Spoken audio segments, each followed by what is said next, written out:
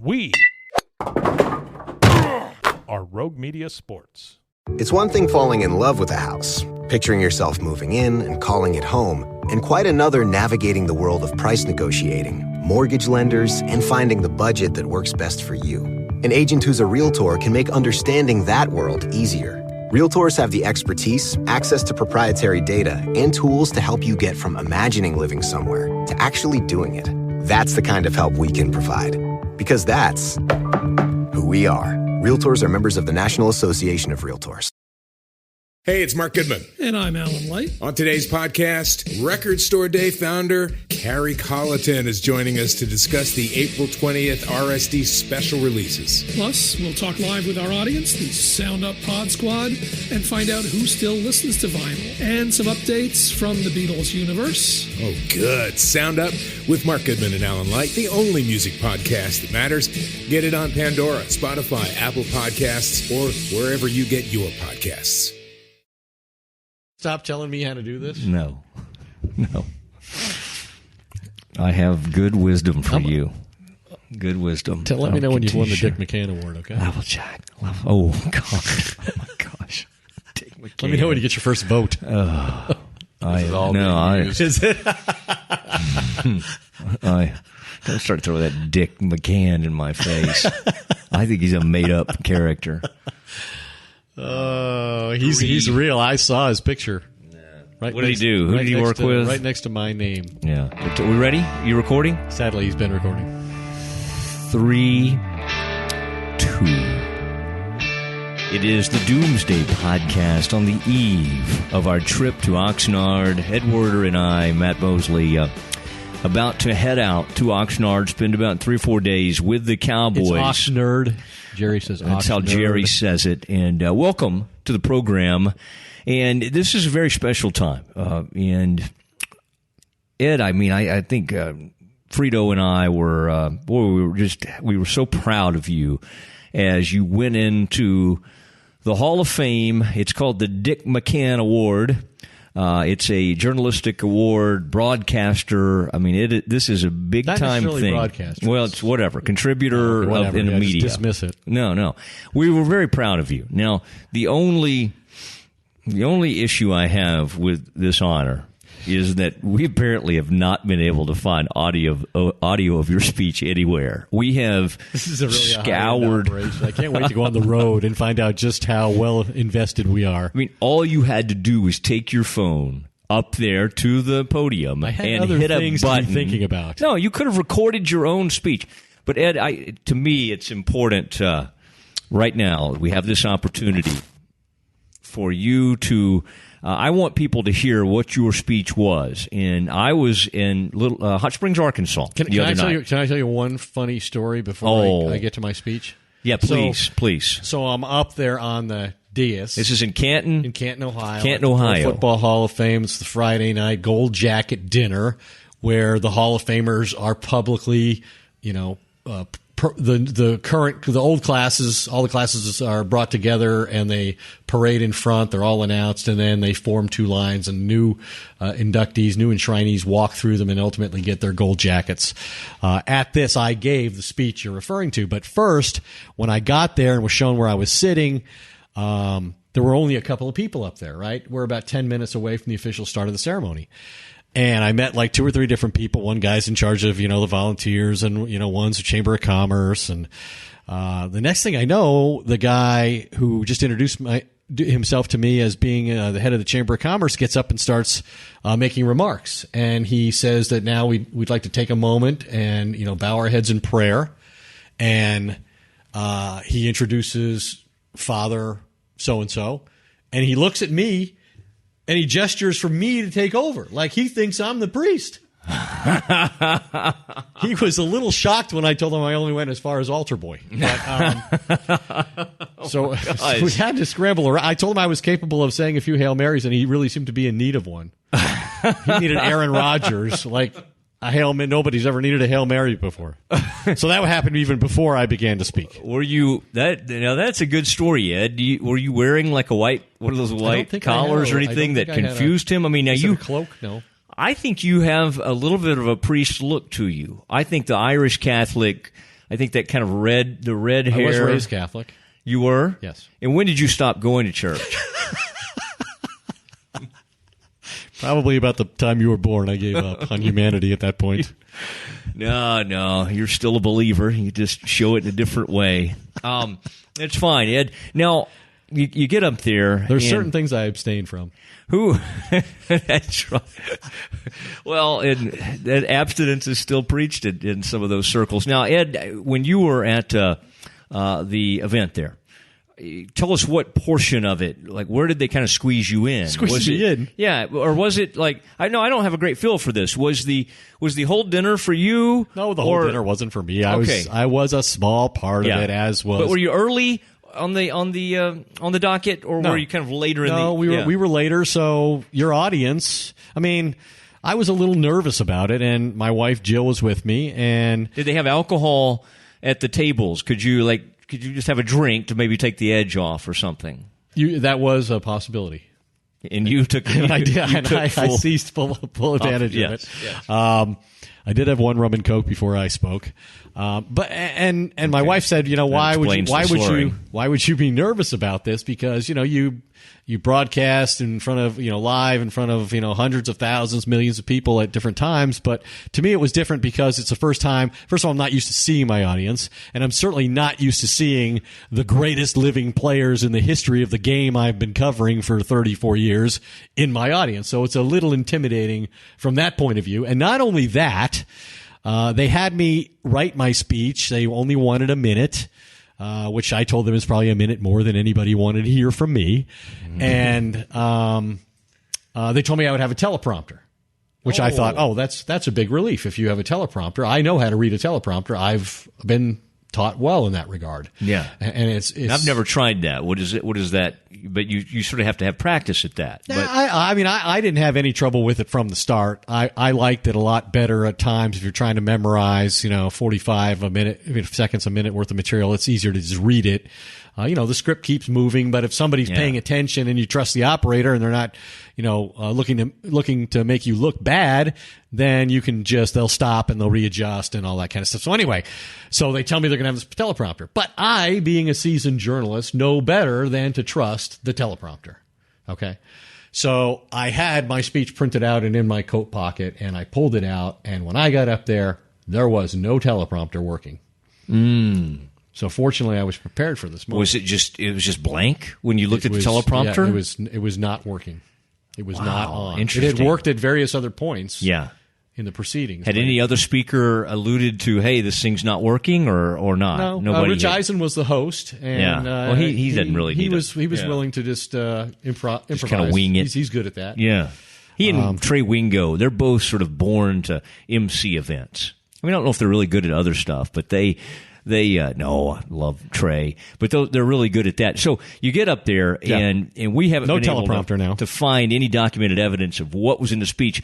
Did you make a fun little opening remark to kind of give the crowd kind of a light moment? It's two people from the Hall of Fame, after I was informed I had won this award, announced that it was unique in the sense that I was not employed at the time I won. You may recall. Nor am I now. And so typically they put your employer's name under your name. And so they asked me, who did I want to accompany me on the plaque? And I said ESPN because I spent a lot of years there, worked with a lot of great people. They contributed to my success. It was our award. And so despite recent events, I put ESPN on there. And we're not taking that personally at Doomsday. It's your whatever you want to do. I understand that. That'll be going forward whenever there's a next honor. The next McCann Katie Award. I'll put it on. I don't think there's ever been a two-time winner of the McCann Award. I don't know if it's possible. Yeah, I think you have a shot. You have a shot. But now, so you got up there. So I felt like, let's just address the elephant in the room right from the start. So you want me to read this? Yeah, this is Ed Werder. Since we have not been able, we've scoured the internet. We've asked the Hall of Fame. You're not suggesting this didn't happen. They have no record of this speech ever taking place.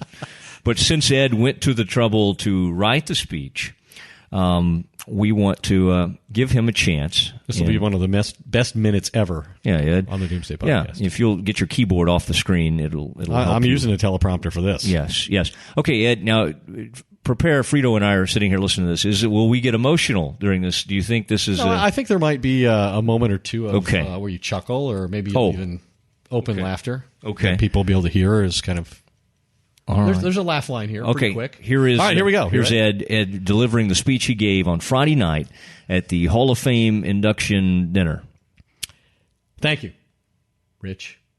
As you may know, I was recently laid off by my employer. Now I've won this prestigious award for making a long and distinguished contribution to pro football through coverage. It seems someone may be telling me, Werder, it's over. Got a pretty good laugh out of it. I've experienced nearly everything in my 34 years covering the NFL, from Terrell Owens publicly calling me a professional liar, awkward feel in the room at that point, to Richard Sherman declaring I was the only reporter trustworthy enough to quote him during last year's playoffs. It has been interesting. It's been an enormous privilege to cover the drama and history of so many NFL game days. I covered Joe Montana achieving near perfection in the Super Bowl, the Cowboys dynasty winning 3 Super Bowls in 4 years. I took out a line I had about Barry Switzer there because, as it turned out, it was a good move. He was in the room. I chronicled Emmitt Smith setting the career NFL rushing record, many of Brett Favre's legendary performances, and all of his retirements. Big laugh line there. I like that. He mentioned me at his induction last year, so I felt I should reciprocate. I'm grateful to my peers who voted for me, to the Pro Football Writers Association of America, to the other outstanding finalists. I thank every entity that hired me, every colleague who collaborated to make my stories better, the producers and crews who endured long days and frigid conditions. I thank those who have won the award for inspiring my interest in the game and love of reporting on it, friends like fellow winners Chris Mortensen and Peter King, who still mentor me. As someone who, as a child, filled his Christmas list with wishes for NFL pajamas and sweatshirts from the Sears catalog, these were pre-internet days, it is an honor beyond imagination to have a forever connection to the National Football League and the Pro Football Hall of Fame. That's nice. That's nice. No, Ed, now, what was the... So you and at that point, you just kind of, did you thank the audience? Did you? Thanked. I may have waved. A little bit of a parade wave, maybe. A parade wave. Did anybody stand up besides Jill, besides your wife? Jill was not next to me. She was actually sitting at a table on the floor, which is low, and sitting with my good friend Chris Mortensen. Oh, that's great. Yeah. So you were actually sitting up there, I was like up during the whole deal. Yeah. I would. Okay, like Jerry at his party. Yeah, I had a raised perch from which I viewed the proceedings. That was nice. Above. I think you know there was enough sort of lighthearted. I mean, you only had a little bit to go. You only had a little bit of time. I think it was very appropriate, and you hit the right notes. And like you say, you have a tendency. Your humor can be a little biting at times. And so I know there had to be at least a little part of you that wanted to maybe take a bigger zinger at ESPN or a zinger here, a zinger there. And it's probably like you said, I don't know what your Switzer line was, but yeah, I would imagine. It was something like, I even saw Barry Switzer win a Super Bowl. Okay, and that was funny, and that was fine, but you're right. With Barry out there, it was funny to me to watch Barry's face when Jerry Jones said some nice things about him. It was not emotional. It was like this incredibly stoic, no smile. You know, we've been around Barry in the past and know how fun-loving he is and all of that. And maybe he was just trying not to get emotional, but boy, he did not. It was just very this sort of stoic. So, Ed, walk us through. So then Friday that happens, and then so were you at festivities? You get into town Thursday? Yeah. So at the same day on Friday, there's a gold jacket luncheon. We're that's nice. To that. Yeah. And, some of the writers who voted, including Rick Goslin, a former winner, and they were around the table, and we were talking. And one of the guys from Boston made the point that this kind of award had been given to a very prominent Boston media member who was going into his relative sports. He's going to be recognized in the same sort of way by his sport. And at that very time, his bosses were trying to fire him. And he knew about it. And so they backed off and didn't fire him. And so they kind of saved his job by giving him this award. While I blame those guys at the table for not having their voting done a couple weeks earlier, I might still be on TV at ESPN if these guys would have just gotten to it a little earlier. Yeah. I'm sorry. And one line I want to share with you, I think you'll enjoy this. I mentioned Rick Goslin being there, and the reason I mentioned that was because he was the victim of what I thought was my best zinger. He said, "So are you giving a speech tonight?" And I said, "Yeah, they've given me a minute." And he said, "A minute? When I won, they gave me 3 minutes." And I said, "Well, 2 minutes of your speech must have sucked because I only get one." Did Rick laugh? Did Rick he laugh. He Rick liked has that? a good sense of humor. Yeah. Well, I hope Rick's a guy at one of those things that needs to have a few rum and cokes in him. Next thing, or he'll get out his markers and start Rick was doing some draft one of the stuff. 4 journalists that was mentioned. That was nice. Jerry's speech. I did, yeah. Actually, Williams, Rick Goose was singled out to the point where it was kind of like, I wouldn't be standing here one without of the great Goose writers Goslin. of any generation. I think Jerry said something to that effect. Yeah, I thought that was a little much, but. That's Ed, your why do opinion. you? A good He's friend a of friend ours. of mine too. Yeah, see, I wish you wouldn't He's been get on all the show. I know. I'm just giving him a hard time. He was one of our original guests. Yeah. He and Chris Mortensen were on that and first both mentioned program. by Jerry. How well do we pick them? Now, something happened in Jerry's 36-minute speech. And by the way, it was preceded by a guy from our neck of the woods. Well, Waco, actually Marlin and Waco, and then Fort Worth to play at TCU. LaDainian Tomlinson, with a rousing speech, and my goodness, I was kind of like, let's vote for LaDainian. He's bringing us all together. You said in 2020. You tweeted we should vote for this guy in 2020. And I said, why do we have to wait? That's right. I think we could be voting sooner than Actually, that. now I don't know if you saw the story today. Pence is putting together a war chest. I think Pence is ready to run. He can't beat LaDainian in 2020. No, I don't think he can take down LaDainian, and that was good. Now, but there was something Jerry got to pretty quickly. I believe Ed, you're one who is able to sort of keep up with these sorts of things. 4 minutes. And you'll be able to shed a lot of light on this because you had a front row seat to this relationship, the good times, and then obviously the end of it, the bad times. This is Jerry Jones paying homage to Jimmy Johnson. The changes were really inevitable. There was no real easy way to do it. I wanted someone I knew. I wanted someone I knew well. I wanted someone that could get it done to be our coach. I wanted Jimmy Johnson.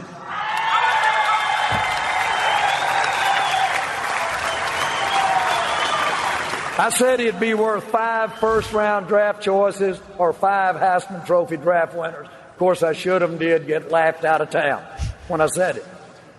It was my first experience as an owner and a general manager in making a difficult and very unpopular decision.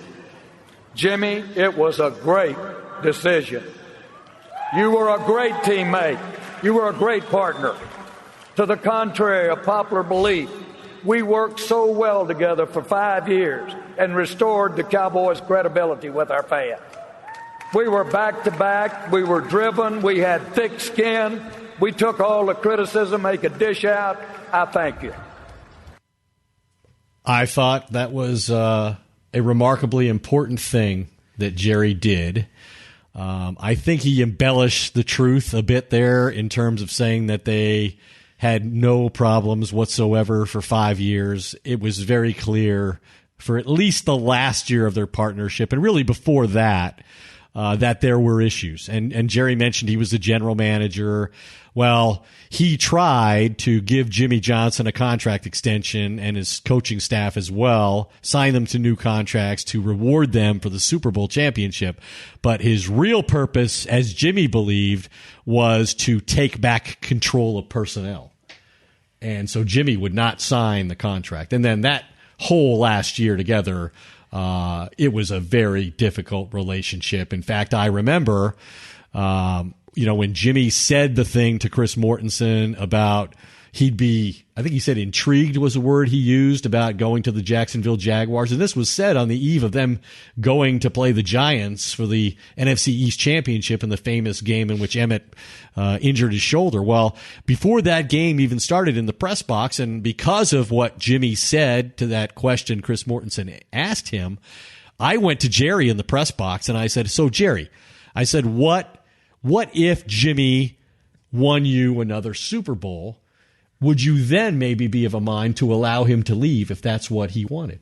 And you know what Jerry said to me? What's that? What if I won him another Super Bowl? That's good.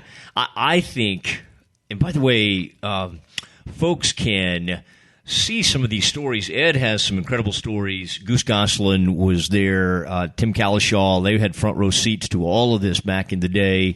You and Goose, particularly on probably one of the most famous stories ever, with what Jerry said about the whole, there's 500 coaches out there that win a Super Bowl. That was you and Goose, and that there was a writer from TheRinger.com, that's Bill Simmons' site, named Brian Curtis, who's a really good writer, does a lot of media columns and that kind of thing. And I was in that story too, Ed, and you were quoted in there, and that's out there right now. That's it. I think you retweeted that. Yeah, we both did. I think the headline is a great one. Jerry Jones is God's gift to sports writers. Yeah. Yes.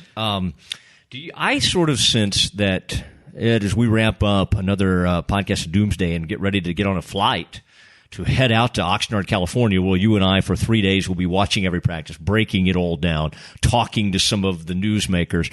I sort of feel like Jerry, now that he has this Hall of Fame status, and this is a sort of a crowning achievement for so many things that he's been a part of, I think he'll be a lot less sensitive. I mean, he does have thick skin, as you've pointed out, for whatever reason with you, and you do have a way of getting under people's skin. He has been somewhat combative with you, but I think the Jimmy thing has always been incredibly sensitive. He'll still be sensitive when people say, well, he's never been able to do this without Jimmy, basically. And even the third Super Bowl, a lot of people say, well, it was with Jimmy's players and all that kind of thing. But I think going into the Hall of Fame and just getting to an age, Jerry sounded great. But he did look older up there to me. I was looking at him. I was watching it at home. You were there in person, of course. And he's, whatever he is, 75, 76. He's getting on up there. Now, he's going to go another 20 years and all. But I think age and just, I don't know if I could say maturity ever about Jerry because he still has too good of a time. But I do think he's going to be less sensitive about all that Jimmy stuff. And I think what people have speculated now is, will he, because of all these good feelings that seem to be back and forth? And Jimmy looked like, at least was putting on a nice show. Yeah. If he wasn't, I can't imagine. I think how hard that must have been for Jimmy. Yeah, I think you're right. Right up there at the front. He agreed to go to he rarely, if ever, goes to the Hall of Fame. I'm not sure he was there for any of his, Troy Aikman, Emmitt Smith, Michael Irvin. He may have been there for Michael. I'm not sure he was there for most of those players who went in to the Hall of Fame. He just doesn't like doing that kind of stuff. He just doesn't. He has never believed, just like he doesn't believe in giving gifts at Christmas or on birthdays. He gives gifts when he thinks when he feels motivated to do it for whatever reason, not because the calendar suggests he should do Jason Taylor invited him to be his presenter. He was going to go to Jerry's induction and the party before Jason Taylor invited him as his presenter. Oh, okay. And so I think a lot of the healing took place, in February when Troy Aikman had that 25-year anniversary get-together for those teams. I think a lot of good things happened during that period of time that led to what we saw the other night. And that's essential. And it's always going to be debated about who was, in their own minds, who was more important in creating that success in those early years when they won three Super Bowls in 4 years. But what's happened now is Jerry feels secure in that he's in the Hall of Fame, not the Ring of Honor, which he votes for. He'll tell you he's the only member of the voting committee in the Ring of Honor, and so he needs to put Jimmy Johnson in the Ring of Honor. Yeah, and that's what I was getting at. I think maybe we're moving toward that. That needs to happen, and it needs to happen as soon as this season. And I think Jimmy's going to go in the Hall of Fame too, but in his own mind, Jerry has now been vindicated. He's been validated in his mind as a football man, even though he's going in as a contributor. And he's not the same contributor that Bill Polian and Ron Wolf are in terms of them strictly being general managers. Jerry's role is bigger than that, but in terms of actual team building, it's not the same as what those guys did. But the fact that he's in will give him the kind of peace of mind where he's not as threatened by Jimmy as he might have been if he wasn't in and Jimmy was in. Yeah, I think you're right, and I think it would only be appropriate now that Jerry is in the Pro Football Hall of Fame if he and Jimmy went into the Ring of Honor together, just the two of them, and that would be fun. I mean, now it's weird to put yourself in, but I mean, I don't think it's also weird to make yourself the general manager of a team. It's not like Steven's not going to put him in if he waits too long. Yeah. No, I think. What did he say about Jerry Jr.? I was kind of laughing at that because he said he wants to grab him by the throat every other day. He's trying to out Jerry Jones. Yeah, Jerry Jones. Like, it was just funny because the other the third two, it's apple like fell closest to the tree. Yeah. The other two, he said all these. He couldn't say enough great things about Charlotte and Steven and it was I think and my wife felt terrible for Jerry Jr. Because it did seem like Jerry just sort of criticized him, but I think Jerry was saying, he's the most like me, and I think I'm the greatest thing going. Like, there's no higher compliment I can give somebody than to tell them they're like me. Yeah, I think he was basically saying Jerry Jr. hasn't accomplished a lot. I think that's what he was. You can take it the way you want to. I'm going out to camp, and I got to go to the party, so I'm going to say nice things. I'm going to try this new tack. No, it's fine. No, I think he meant it in a very congenial, fun way, and I think I kind of am with you. I think it was like this. I think he was almost saying he's so much like me, and we butt heads. But I mean, I think he might have even been almost saying that he's my favorite. I think he came close to saying something like that. Ed, that has been sort of our recap of your Hall of Fame weekend. And we were very proud of you at the Doomsday podcast. And we're so excited because you are going to be able to join the whole Doomsday. We're going to be out at Oxnard. And so we will have some special shows coming to you Monday evening, Tuesday evening, Wednesday evening. These are really going to be power-packed shows with all sorts of interviews, analysis, and just sort of our insight. Things that we gather out there. Maybe a few interviews. Is there anything? Yeah, no, a lot of them. Is there anything you're particularly looking forward to in our trip? What's other than just kind of hanging out with me? The first and most important thing I want to know is what our travel budget is. And I'm hoping for your sake I clear the American Airlines upgrade list, giving my status as a frequent flyer, because I don't walk past the 6th row. Just take a seat. Oh, my gosh. This is a problem. This is already going to be a problem. What's our per diem? I have established for you. I do want you. I talked to. Do I need the seats? I talked to the hotel. I am going to get your breakfast comp by the hotel, so I do not want you spending money out on breakfast. Lunch, I want to provide that somehow. We're going to have. So you're cheating me out of 2 of my 3 meals. No, there's not cheating. This is as you know, as a veteran sports writer who goes on the road, money that you may not spend on those other meals then can be applied to the later meal or perhaps a cocktail before or after. All I can say is those days are over, Ed. All right, good night. We'll see you from Oxnard. Say good night, Ed. Good night, Ed.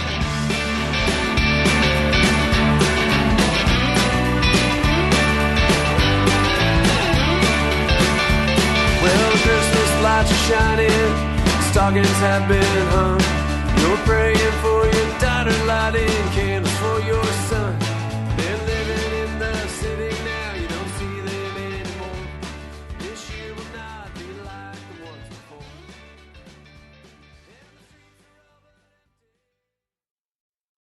before. There are any number of reasons you might consider selling your home.